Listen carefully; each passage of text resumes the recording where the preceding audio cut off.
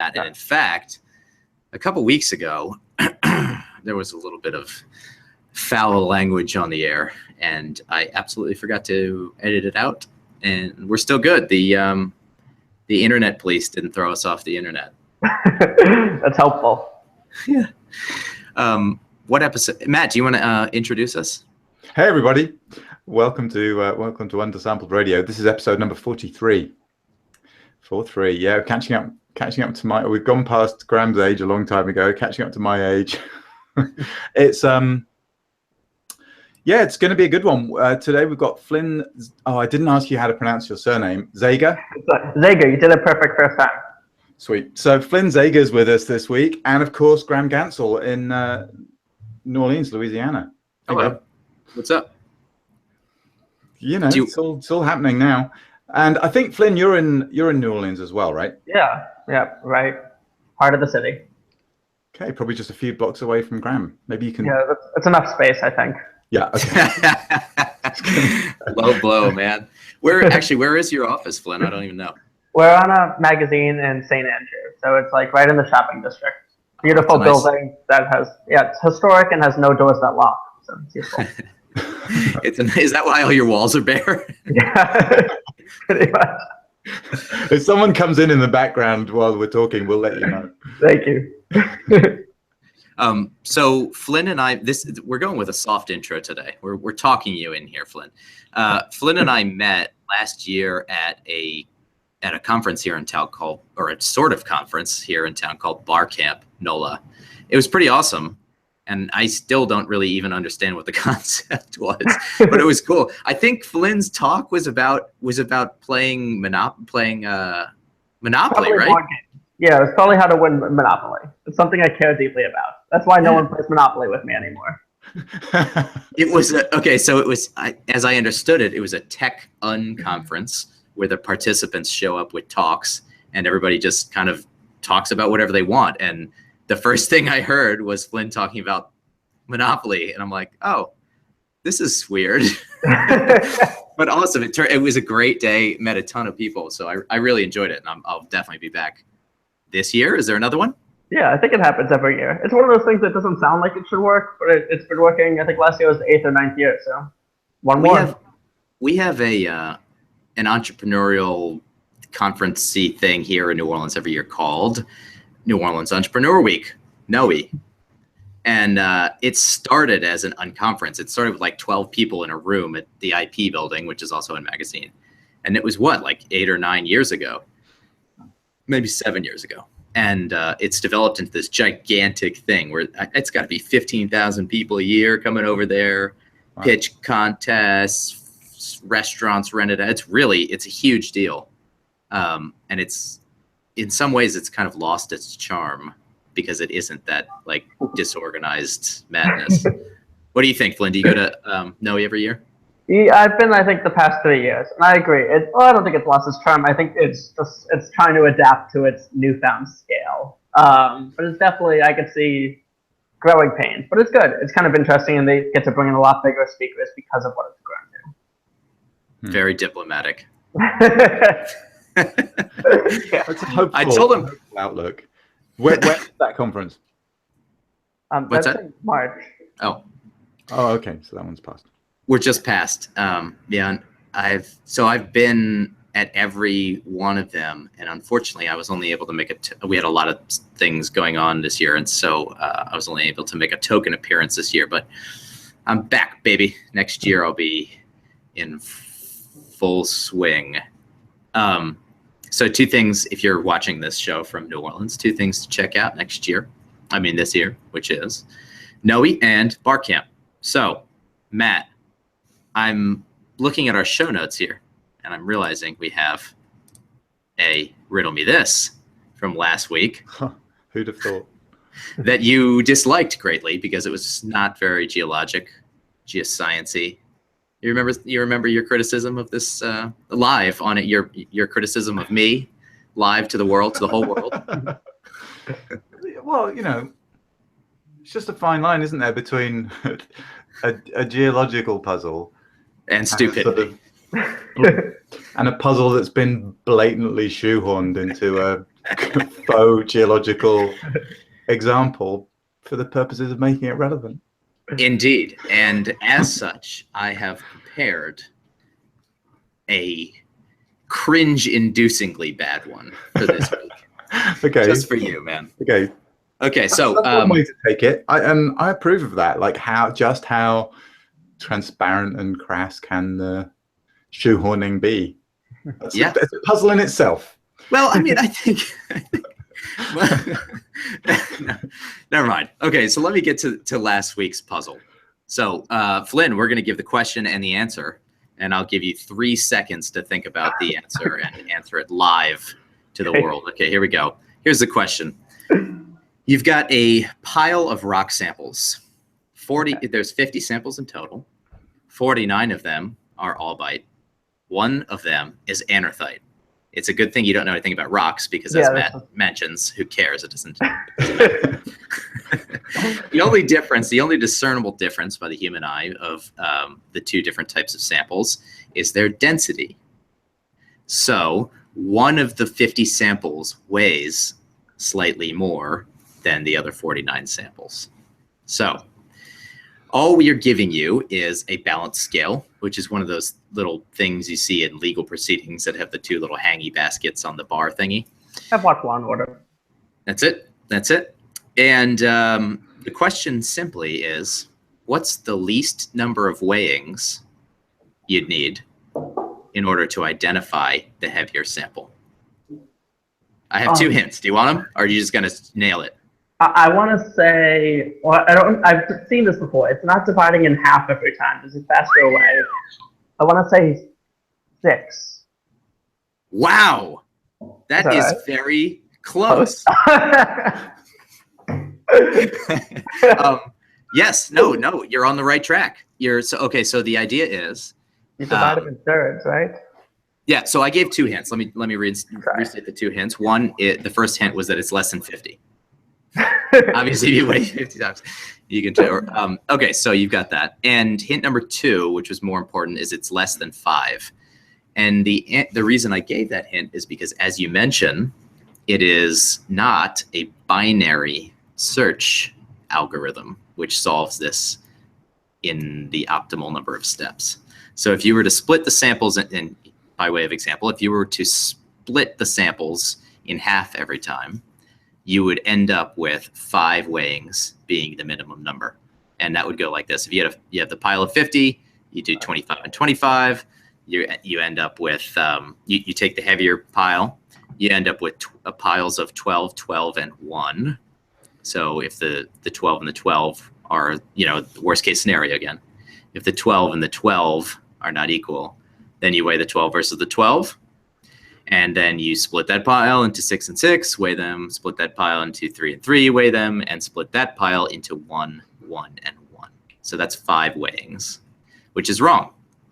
So, as Flynn says, you can do it in less than that. And the answer, dearies, my fans and listeners, is 4 weighings. It takes 4 weighings. And here, so it's a trinary search algorithm. And it goes like this. You have 50 samples, split them into piles of 17, 17, and 16. And in the worst case scenario, the 17 and 17 piles wouldn't be equal. Okay? So you weigh the 17 versus 17. So that's first weighing. Then you split that heavier thing into piles of 6, 6, and 5. Again, worst case scenario, the 6 and the 6. You have the 6 and the 6. So you weigh the 6 versus the 6. That's 2. Third, you have to split that into 3 and 3. You weigh those. That's the third weighing. And then you're left with piles of 1, 1, and 1. So you weigh 2 of them, and you know which one is the, what did I say? Anorthite. Da-da-da-da! Very geological. So our winner this week will get a free trip to Cuba, courtesy of Matt Hall's checking account. Contact him. Who, Alex? Is that you just helping yourself? Yeah, sorry, man. Unbelievable. I mean, the money had to come from somewhere.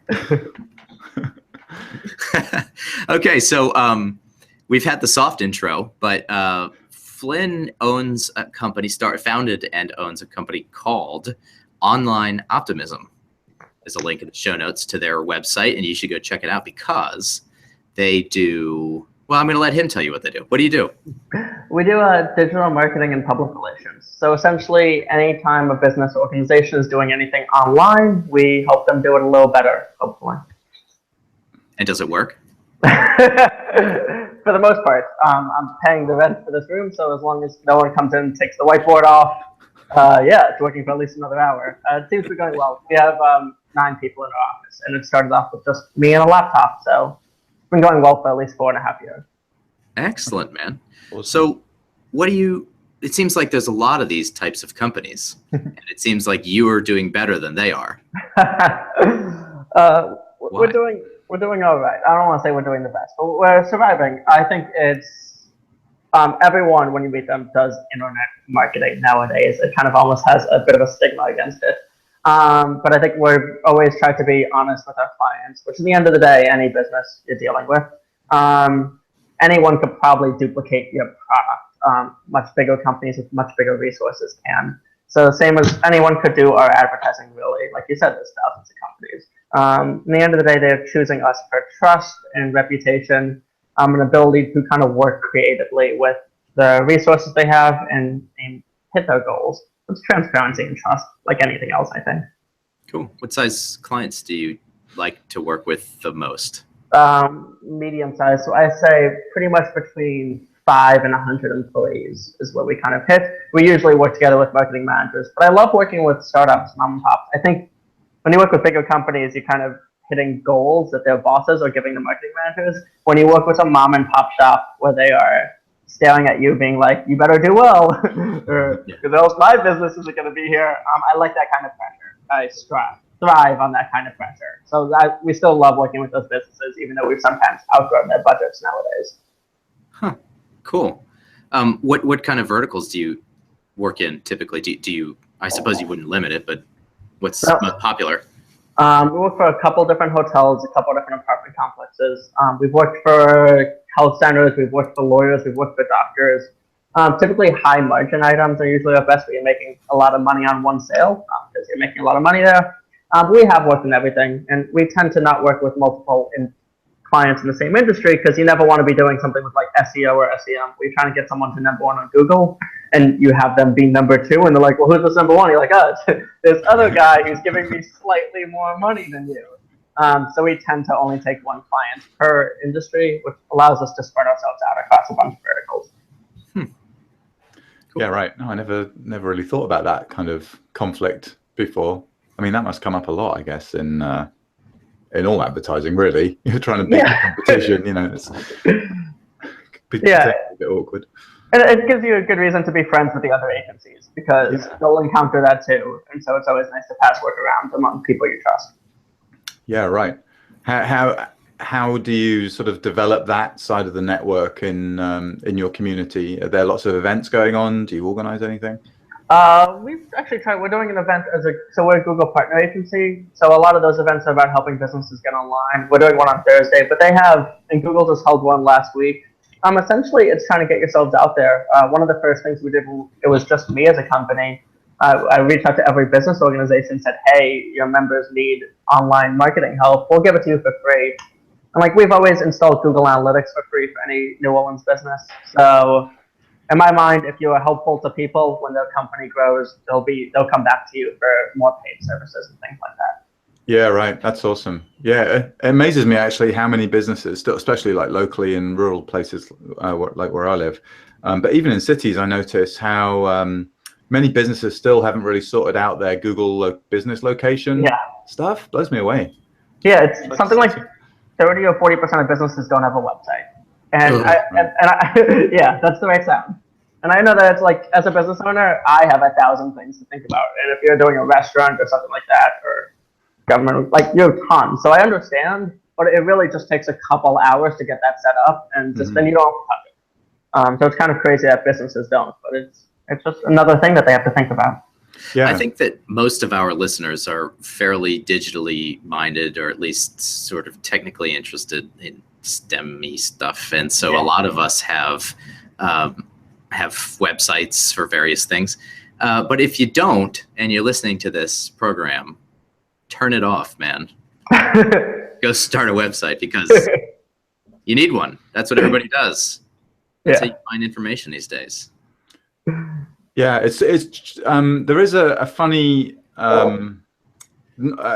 just something that strikes me about, you know, the sort of thing that a lot of people like us do. They're offering professional services, right? We often don't necessarily have a kind of brick and mortar location. But I really like the little card that shows up in Google when you have like a location-based thing, and it's really, really good on mobile. And it's almost like, it's not exactly a website, but it's a free web presence. And but there isn't anything, is there, for so an equivalent, if you like, to that location thing? Can't remember what it's called in Google Business. People who don't have a location, is there anything similar card-like? So that appears. So if you go to, I'll plug their website, Google, gybo.com stands for Get Your Business Out. You can make a Google My Business page, and you don't need to have service or a location for it. You could just say, hey, I'm in New Orleans, like the general area. My service businesses, and I totally understand. When it started, I put my home address because that was where I registered the LLC. And month one, because our marketing was great, someone called us and we're like, hey, I'm coming to Chippewa, like your office. I'm like, no, don't do that. I'll see you at a coffee shop where it's more convenient. So yeah, you don't make the same mistake I did. You can check off. It's one of the boxes when you go through the settings. Like, do I want to meet people at my business?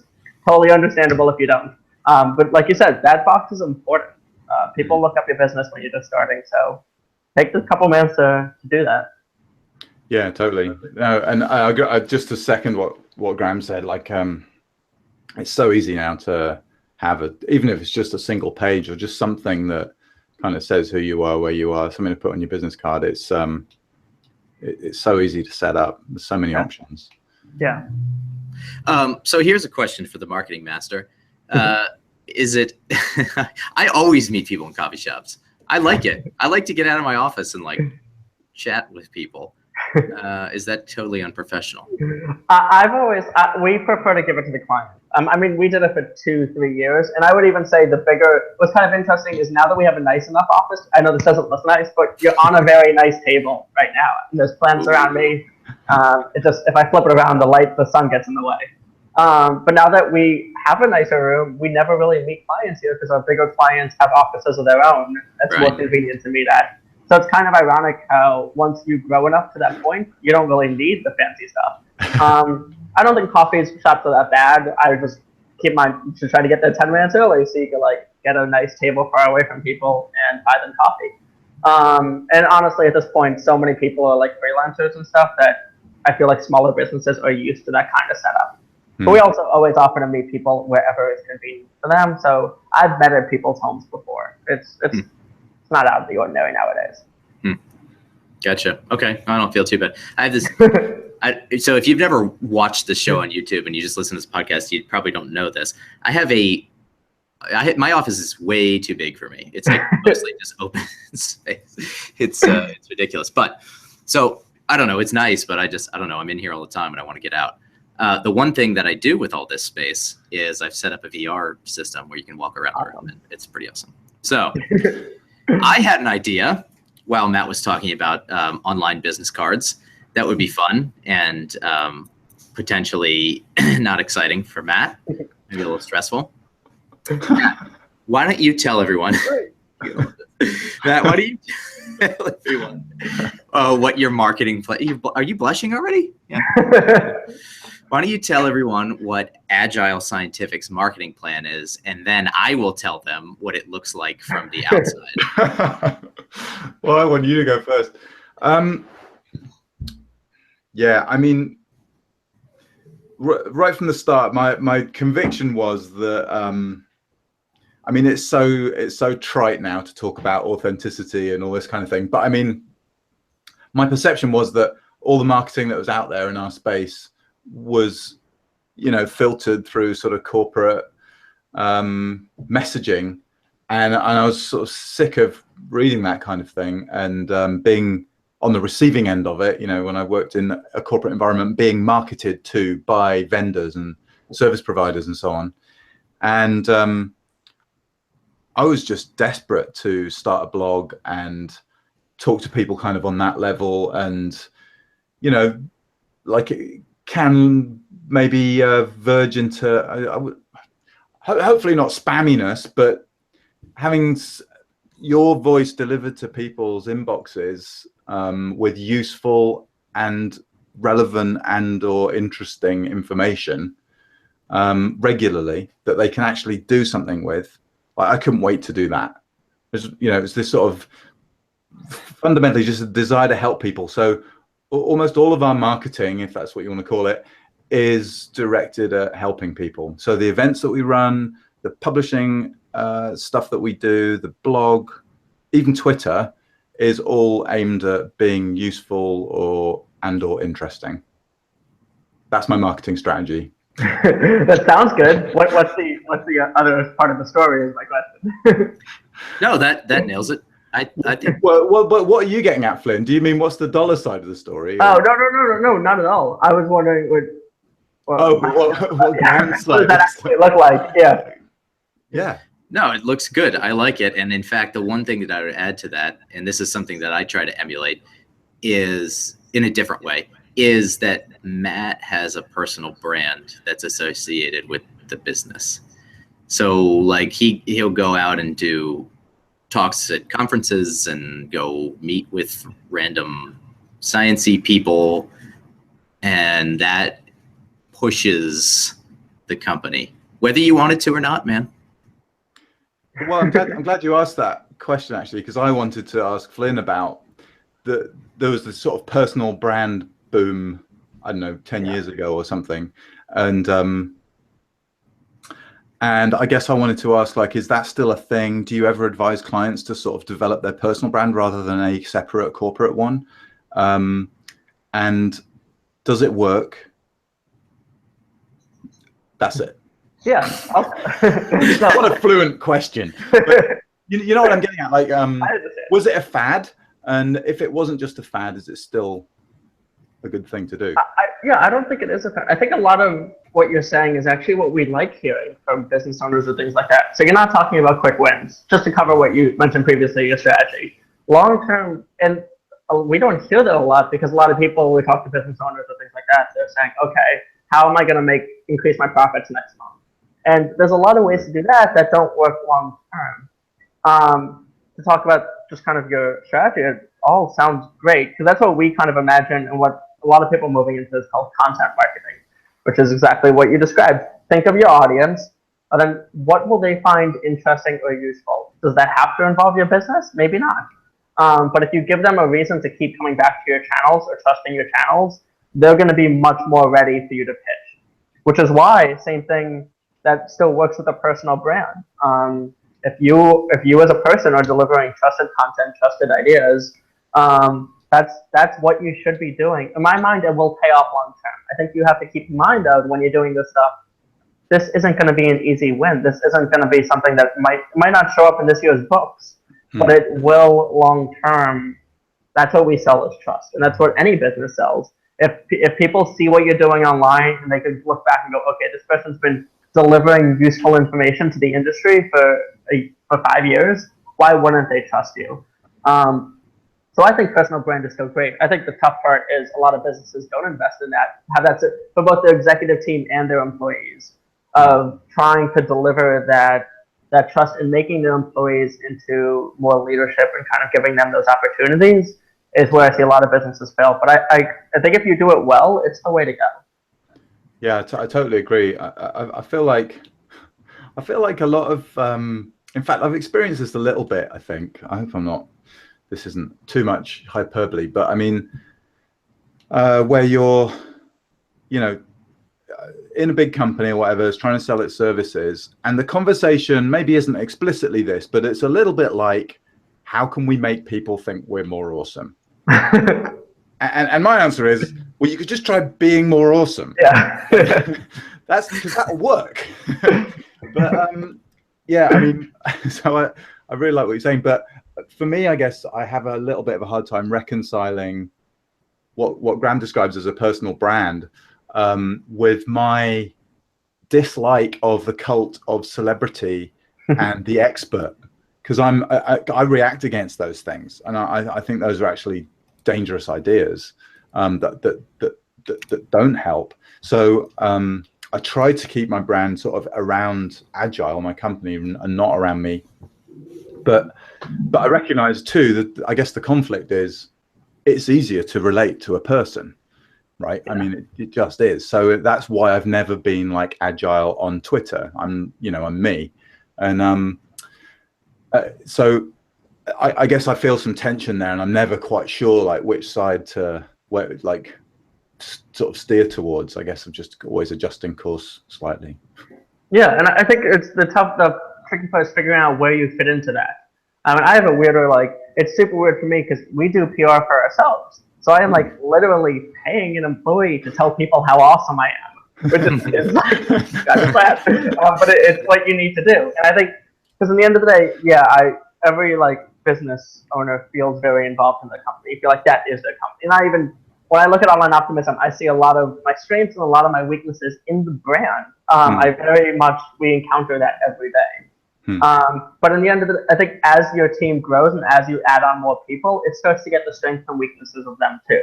So eventually, once it grows, figuring out where you fall in and making that more your personal brand is kind of how you can help separate yourself from Agile.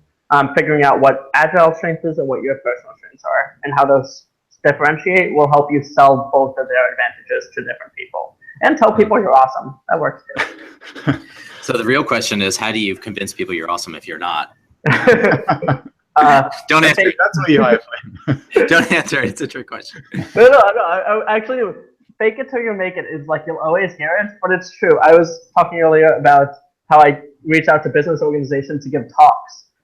When I just started, when I was like 4 or 5 month old company, no employees, no real clients, I gave a talk on how to use online marketing tools. Hour-long presentation. At the end of it, I kind of sat down and I talked to a few people, but I met a woman who 3 years later remembered this presentation. She was like, "Hey, I wish I like talked to you. Like, it was such a great presentation, but you looked way too big. Like, I didn't want to waste your time." And I was literally like, I would have worked for food. I would have worked for a testimonial. Like, there was anything.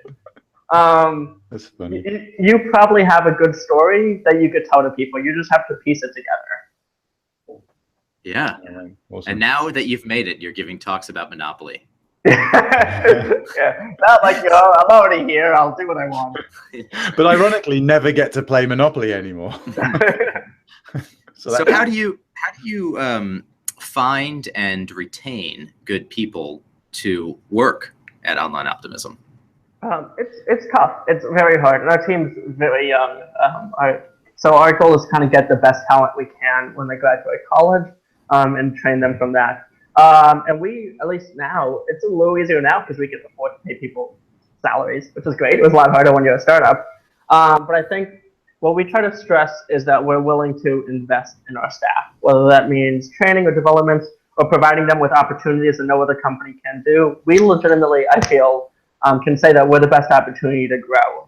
We'll provide you with any tools you need, any business organizations.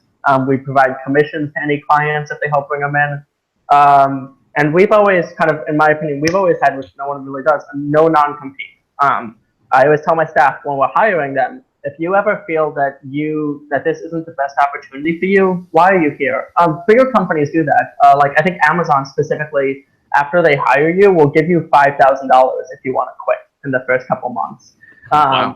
Yeah, because in their opinion, if you're at that point undecisive, they don't want to waste your time and the company's time for years as you're not sure this is the right fit. I'm not offering $5,000. I would waive and buy you a beer if you decide to leave that early. And our goal then is to make sure that we catch anything like that in the hiring process. But I think providing, especially a younger staff, the opportunity and the investment in them will allow you to pull on those people that are ambitious and that want to help your company grow. That's interesting. I mean, you hear all the time that small companies offering incentives for training and development they have trouble retaining employees, right? Because they step on that stone and then step off that stone. I guess to that point, and the one the example that Flynn just mentioned, giving people retention bonuses just sounds like a horrible idea, like a really fantastic way to keep people who don't want to be there around. It's so sort of seems intuitively sound, but the effect is horrible. Yeah, I think it's interesting in that, and I guess even I realize like a lot of this is on like confirmation bias. Like even me, like I think this is working, but a lot of that comes from the fact that our company has been growing. If our company wasn't growing, I didn't have money coming in, I can't do a lot of the stuff that we do. And you're not going to hear from anyone who tries this and then it doesn't work. So I think at the end of the day, you have to look at your staff and look at who you're trying to hire and talk to them about what benefits they're looking for. I think a lot of it is people not communicating. I mean, when was the last time you asked your staff, hey, what do you want to see our company do in the next year, 3 years, 5 years? What benefits are you looking for? Where do you see us going? A lack of communication is a major problem I deal with every day, and I think a lot of businesses do. All right. That's true of life, I suppose. Yeah. Matt and I were talking about this the other day, how you're losing something as a person and as an employee if your passion resides outside your primary gig. And that doesn't necessarily have to be an actual job, right? So the specific example we mentioned is if you're getting paid $300K a year to go into Amazon and you hate it, and every night you go home to your workshop and build chairs, you look forward to chairs more and more and more and more and more while you're at the office, and it's a sort of self-perpetuating cycle. So congratulations to you, man. You're getting it right.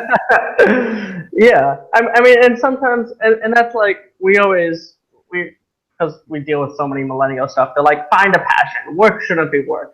And I don't know if I believe that, honestly. I think I would love to find people who want to spend 40 hours a day doing social media. But I don't know if that's realistic. And I just felt like, look, our goal is to make work as enjoyable as we can. It's never going to be as fun as golfing or climbing rocks or figuring out the answers to riddles for 40 hours a week. So what our job should be is to make it as hospitable. Make it so you're not loathing coming to work. Enjoy coming to work. You're growing as a person. And if we can incorporate that passion, great. But if not, we don't want to get in the way of your passion. We want to support it while you support our company. Yeah. Yeah. I mean, to me, it feels a bit abrupt to just sort of say, if you're not living and breathing marketing or geophysics or whatever it is. But to me, there is a, if when you're outside of the workplace, if you're not occasionally at least seeking out or getting sucked into or find what most people would call, work type problems, or whether it's reading or hacking around with software or writing or whatever, if you're not engaged somehow in that stuff outside of work, I feel like then it is really just work. And there may be ways to be more engaged about stuff. I mean, it's that, to me, that feels like a very one-way kind of transaction. Like literally, I'm only coming to work because you're paying me, and I can't. And I feel like, obviously, if you work in a supermarket, then that's how it's going to be much of the time. But if you're a professional, there's something about the pursuit of excellence, sort of, I don't want to say above all, but high up your list of priorities. That is what being a professional is, essentially, is that pursuit of excellence, and never really being satisfied with your level of performance, if you like, achievement. So, which is why we'll never be professionals here at Undersampled Radio. Which is why, yeah, but hobbies can be massively productive and rewarding and enriching and so on too. It's not to sort of dismiss all of that. But yeah, it's just like, what do you want to be excellent at? Like, that's your profession. And that's why a lot of big companies have things like hack days, or Google's famous 20% time, which led to Gmail, led to a lot of their solutions. But now they don't do that anymore. It's hard to scale that kind of innovation. Yeah. And I think a lot of companies are trying things, but it's not a problem that we've solved perfectly yet. Do you guys do you do any sort of web development, or is it mostly on this kind of front end and marketing side? We do just like WordPress. We don't do a lot of that. But like we don't do like hack days or anything. It's something that we've thought about it, but in the end of the day, this is one of my bad business owner moments. I'm like, we don't have time for that. I have clients, I have monthly reports, and I know, yeah, long term it would build a better team, it would build a better community. But I'm staring at the numbers. So that's one of the things I need to work on, is giving my employees time to do those kinds of things. So why then did Online Optimism win one of the best places to work in New Orleans in 2016? Because we're doing a better job than the rest of them. Yeah, it's pretty awesome. I think a lot of that comes down to we do treat our employees with a lot of growth. We have some cool benefits. I mean, you have the usual standard marketing agency, beer in the office, dog-friendly, casual dress code. All that comes. I think if you have a marketing agency, like the first thing you buy is like a ping pong table and a keg of beer. I'm pretty sure. I think a lot of that also comes down to providing like days off for Mardi Gras, incorporating ourselves into the community. We've also always, food, snacks. We get lunch as a team every Friday. So it's kind of a nice, especially in New Orleans, food solves most of my culture problems, for better or worse. So we've always done that since we were much smaller. It's actually kind of hard to fit 9 people around a lunch table. We should probably start calling restaurants at this point, but just like walking in. And I think we always do stand out. The oldest member of my team is 27 years old. So I think that we tend to get recognized for people coming like, hey, which agency brought all of their interns? So like, no, that's this is the whole company. We're young. So I think that we kind of stand out, and we, for better or worse, we pay people well for our industry in New Orleans. We provide all the benefits that kind of much larger, much older companies would have.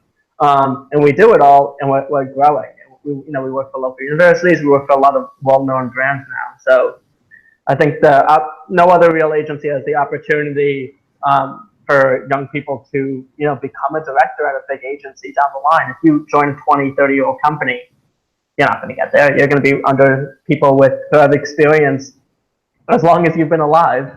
But with us, if we successfully continue to grow, every employee outside this conference room should have 2 or 3 employees under them working for them. And I have that. Our digital ads director, kind of who runs the office when locked in rooms or out, came to us as a writer, but we invested in her and gave her that opportunity and that path to grow. So I think really believing and investing in your employees has helped us immensely over the past couple of years. That's awesome. It strikes me that there's been some. One of the things about social media is that all your case studies are in the open. They're all public. Unlike if you work in sort of oil and gas industry, the case studies are all top secret. So I mean, you get to see like awesome social media stuff, total utter disasters, which have been a few recently. Like it must be kind of interesting learning from all that stuff together. Yeah, and that's what I love about internet marketing is social media, even SEO, which search engine optimization, like getting you higher on Google. All of that is pretty much run by algorithms that we have tools to see. So in the end of the day, it's just like Monopoly. This is just a game. Honestly, it is. At the end of the day, our score is the front page of Google or engagement. Our goal is just to have a better strategy, be a better team against our competition. That's why I really love board games. I get presentations on them. But it's really just a game. And we're just trying to help our clients win. Yeah, that's cool. I wonder if there are any SEO board games. Bet there is. There was a card game a while ago. It wasn't balanced properly. It was a cool idea. It's a content marketing idea. Again, done by an agency, someone that provides SEO tools. Does that deliver to their bottom line? No. But to get agencies like us to click on it and sign up for their newsletter, yes, it did. That was a good idea. Excellent. Is there an Online Optimism Jazz Fest showing this year? Oh, I wish. That is a benefit that another agency in town does, and we don't. I was like, you guys want to go? Or do you guys want like nicer lunches or things like that? That is an employee benefit, and I keep obsessive track of every other agency's benefits. So every time one of them, like we notice one of them, because some of them do like crawfish boils, or they do the ones that are on parade routes during Mardi Gras, of course, do parade showings. Crawfest did not. Crawfest is at Tulane. Jazz Fest did not take the cake this year, but maybe in the future. Maybe. We'll see. Well, it's a good thing you skipped Sunday because the weather was terrible. I'm looking forward to next weekend's worth. So, I actually have no idea. I just show up there. But by the way, for people who don't know what Jazz Fest is, it's this gigantic 7-day-long music festival in New Orleans. And it's awesome. It is so I was going to say that I actually usually don't really pay too much attention to who's playing because I just go and go listen to the bands that I've never heard before. And it's also an art festival, so it's lovely to go see what everyone's working on. So we ask everyone, what are you reading at the moment? So I am actually waiting for Stephen King's It to come in. Yeah. Oh yeah, I put IT in caps, so that might not have made sense. I don't know. I saw the trailer and I've been meaning to like read Stephen King, but it's so intimidating to try to get into that library of like, because it's like, oh, all of his books connect, so now I have to read 80 of them. But I think I want to get into that before the movie comes out. That's my goal. Yeah, it scared the hell out of me when I was a kid. I read it, and I don't think I could sleep for like 2 months after that. That's perfect, and I'll work a lot if I can't sleep. Well, also, you're not a child, so maybe that'll help. Matt, what are you working on right now? Oh, I'm still I'm still on the Ghost in the Shell, and with my son, the Prisoner of Azkaban. So I guess I'm a pretty slow reader. No, you're a voracious reader. It freaks me out. I don't know how you finish all these books so quickly. Well, yeah. We've also got another tutorial on the go right now. So it's really good. It's another one from Alessandro Dell'Amato, Dell'Amato, and he's written about rock physics this time, but he kind of wrote so much that it's quite a big editing job to kind of get a manuscript to the size it needs to be for these tutorials. So, and we're trying to finish the next 52 Things book still. So I feel like all I do right now is like read and edit, and I'll get my chapter in soon enough. Seriously, good. Seriously. I'm working on it. After this call, I guarantee you I'm going to work on it. Okay, awesome. So are you ready for the new Riddle Me This? Can I be ready? No, it's really terrible. Okay. Did you read it yet? I left some notes in there for you about how much you read it. No, okay. So this is a brand new. Okay. Okay. Why don't you tell our audience what Stibnite is? Well, it's a very beautiful bladed mineral, antimony sulfide. We saw a very nice piece of it last week in the Natural History Museum, American Natural History Museum. No, the American Museum of Natural History. That's it. So yeah, what are you going to do with Stibnite? Well, what else? What's the most apparent thing about Stibnite? Bladed. Well, it's habit. Yeah. It's long and it's straight and it's narrow. Right. Okay. We need these properties. Yes, we do. Because it doesn't. We're going to take a bunch of samples of Stibnite. They're all the same size, long, straight, sticky-looking things, and we're going to write an equation out. Okay. Put yourself on mute. You're not going to be able to contain yourself. We're going to write an equation out in Roman numerals. Oh my. Okay, so the equation is 23 divided by 7 equals 2, which is obviously incorrect. So in Roman numerals, it would look like this. X, X, I, that's 23. That's the numerator. Another I in there, but yeah. And, oh, yeah, you're right. And in the denominator, we have V, I. Got it? Yeah. 7. On the other side of the equation is equals I, which is 2. So If you can only move one piece of Stibnite, how do you make the equation correct? I feel like you could. Matt, you can't answer the question. I feel like you could do this puzzle with matchsticks or telephone poles if you had a really big area to work on. Okay, very good. But it's you know, it's a geology show, man. Yeah, no, I love it. I love it. It's my favorite one. So get the answer next week, and I'll offer you a trip to I don't know what's good, the Azores, if you get it right on Matt's checking account. Flynn, thank you for joining us on the show today. It was a really interesting talk, and one that we don't have an opportunity, that subject we don't have the opportunity to focus on a lot. So thanks. Thanks for having me. It was a great time. Yeah, thank you very much. Awesome. Oh wait, I forgot to. Damn it! I forgot to prepare my. So Flynn, I've been doing this thing where I like ask Matt some question that puts him off balance, and then tell him to sign us off. Which is very easy to do. And I forgot to prepare a question. So, as we were talking about undersampled radio's mediocrity today, maybe I'll start a sign off tagline like "Stay mediocre until." See ya.